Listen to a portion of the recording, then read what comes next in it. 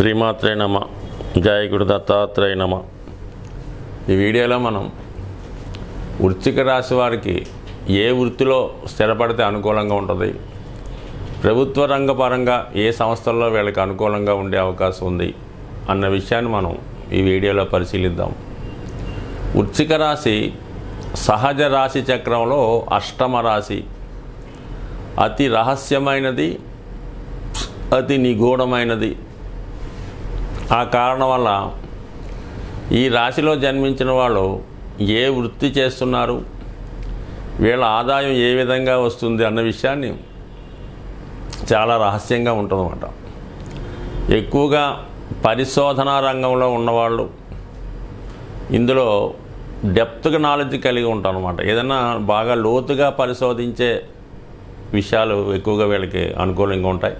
ఎక్కువగా ఈ గూఢచారి సంబంధించినటువంటి శాఖ, గూఢచారి శాఖ, రహస్యాలు కాపాడేవాళ్ళు మరి ఈ విధంగా ఇందులో ఉంటారు. సిబిసిఐడి మొత్తం, అలాగే పోలీస్ డిపార్ట్మెంట్లో, ఈ ఇన్వెస్టిగేషన్ డిపార్ట్మెంట్లో ఎక్కువగా ఉండడం జరుగుతూ ఉంటుంది. ముఖ్యంగా దీనికి కుజుడు అధిపతి అవటం వల్ల ఇది పోలీస్ డిపార్ట్మెంటు, అంటే దేశ రక్షణకి సంబంధించినటువంటి అన్ని రకాల డిపార్ట్మెంట్లో కూడా వీళ్ళు ఉంటారు. అంటే యూనిఫారం ధరించే వాళ్ళు ఉంటారు. దానికన్నా ముఖ్యంగా ఇది జలతత్వ రాశి అవ్వటం వల్ల ఎక్సైజ్ డిపార్ట్మెంట్ వాళ్ళు ఎక్కువగా ఈ శాఖలో రాణించగలుగుతూ ఉంటారు.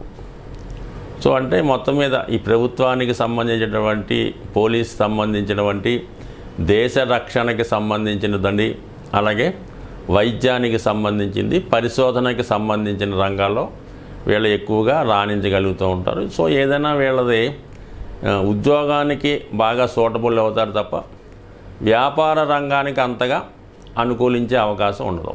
సహజంగా మరి బాగా పాండిత్యం ఉన్నటువంటి పండితులు, అలాగే ప్రవచనకారులు, అలాగే శాస్త్రాలను అధ్యయనం చేస్తూ, శాస్త్ర రచనలు చేస్తూ, పురాతన గ్రంథాలని తిరిగి రాయడంలో కానీ, కొత్తగా వీళ్ళు సమాజానికి ఏదో ఒక మెసేజ్ ఇచ్చే విషయంలో మంచి రైటర్స్గా, ఇది అంటే బాగా ఏదైనా ట్రెడిషనల్గా, డివోషనల్గా ఉండే వాటిలో కూడా వీళ్ళు ఎక్కువగా రాణించగలిగే అవకాశం ఉంది.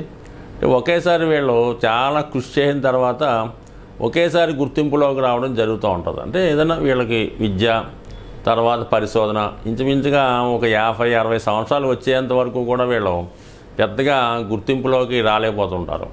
ఒకేసారి వీళ్ళ పరిశోధనకు కానీ, వీళ్ళ రచనలకు కానీ బాగా గుర్తింపు రావడం, ఒకేసారి లైమ్లైట్లోకి వచ్చి బాగా ప్రచారం పొంది బాగా వృద్ధిలోకి రావడం జరుగుతూ ఉంటుంది ఈ రాశివారు.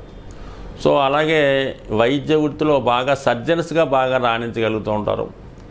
ఇది అష్టమ రాశి జననాంగాలకి సంబంధించింది చెప్తుంది అన్నమాట. మనకి ఈ 12 రాశులు ఒక్కొక్క రాశి ఒక్కొక్క భాగాన్ని శరీరావయవం అని చెప్పినప్పుడు మనకి ఈ తులారాశిలో ఈ కిడ్నీ సంబంధించింది, అది ఆ భాగం అంతా ఉంటే, ఈ వృశ్చిక రాశిలో ఈ జననాంగాలకి సంబంధించింది రహస్య భాగాలన్నీ ఇందులో ఉంటాయి. కాబట్టి వీళ్ళు ఈ సంబంధించినటువంటి వైద్యంలో, ఈ సెక్స్కి సంబంధించినటువంటి వ్యాధులు, దానికి సంబంధించినటువంటి డాక్టర్లుగా ఎక్కువగా రావడం జరుగుతూ ఉంటుంది.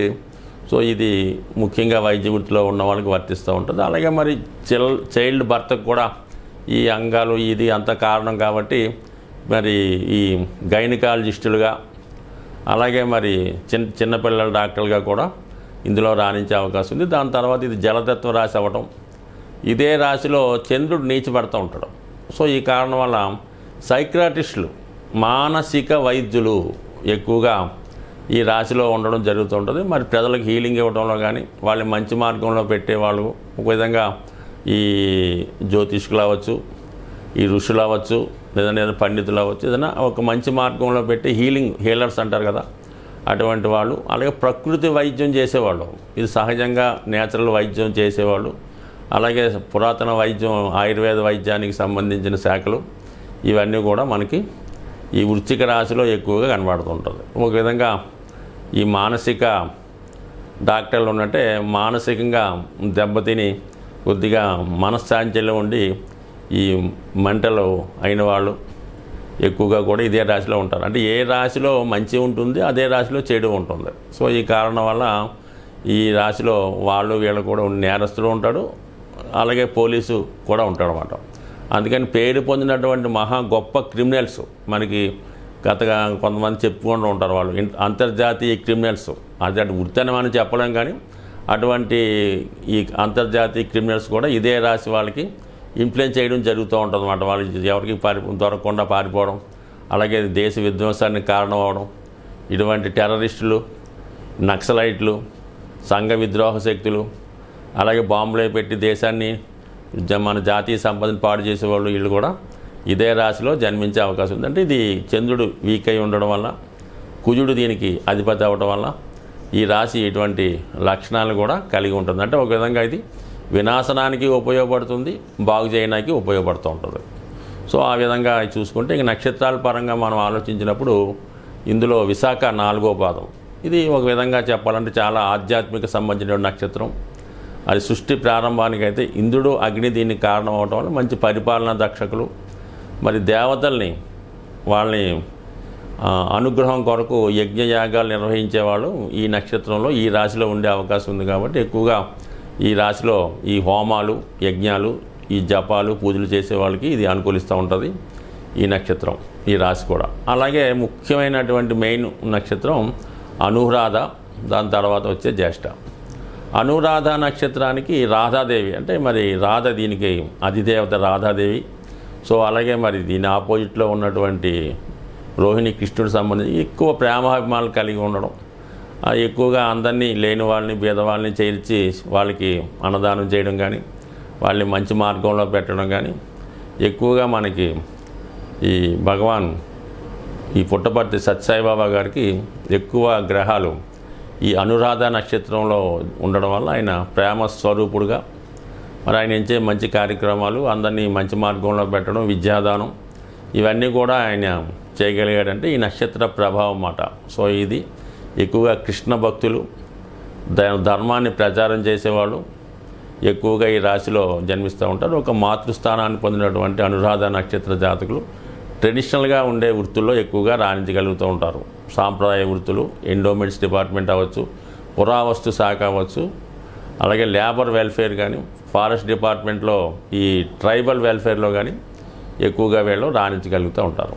ఇంకా జ్యేష్ఠ నక్షత్రం అన్నది వెరీ పవర్ఫుల్, రాజ్యాధికారం కోరుకునే నక్షత్రం. దీనికంటే ఇంద్రుడు అధిదేవతగా ఉంటాడు. మరి ఇంద్రుడు మరి దేవతల కల్లా సుప్రీం గార్డ్ అవ్వటం వల్ల బాగా అధికార కాంక్ష కలిగి ఉన్నటువంటి వృత్తులు, అంటే మామూలుగా ఈ మిలిటరీలో బాగా హైకమాండింగ్, హిట్లర్లాగా హైకమాండింగ్ ఉన్నటువంటి అధికారులు, శాసించేవాళ్ళు, బాగా దుష్ట శిక్షణ అనొచ్చు, శిష్ట రక్షణ అనొచ్చు, విచక్షణారహితంగా చాలా నిష్పక్షపాతంగా బాగా స్ట్రిక్ట్గా ఉన్నటువంటి అధికారులు మనకి ఈ జ్యేష్ఠ నక్షత్ర జాతకులుగా కనబడుతూ ఉంటారు. అలాగే రెస్పాన్సిబిలిటీగానే ఉంటారు, అలాగే ఎదుటివాటి వారి ఆధిపత్యాన్ని సహించలేకపోతుంటారు. కాబట్టి ఎక్కువగా వీళ్ళు పోలీస్ డిపార్ట్మెంట్లో ఈ యుద్ధానికి సంబంధించిన రంగాల్లో బాగా రాణించి అందులో ప్రఖ్యాతి కలుగుతూ ఉంటారు. సో ఏదైనా మల్టిపుల్ వృత్తుల్లో టాలెంట్ కలిగి ఉంటారు. ఎక్కువగా ఇది మెడికల్, ఫార్మా, ఈ మిలిటరీ, ఈ పోలీసు, ఈ వైద్యం, అలాగే విద్య, సేవా రంగాల్లో ఈ నక్షత్ర జాతకులు, అంటే ఈ వృశ్చిక రాశి జాతకులు చాలా అనుకూలంగా జీవితంలో పైకి వచ్చే అవకాశం ఉంటుంది. అలాగే మరి ఈ వేళ ఖచ్చితంగా పూజించుకోవాల్సినటువంటి దైవం ఆంజనేయ స్వామిని ఎక్కువగా పూజించుకోవడం వల్ల, నిరంతరం హనుమాన్ నామస్మరణ చేసుకోవడం అన్నది చాలా ఉత్తమైన పద్ధతి.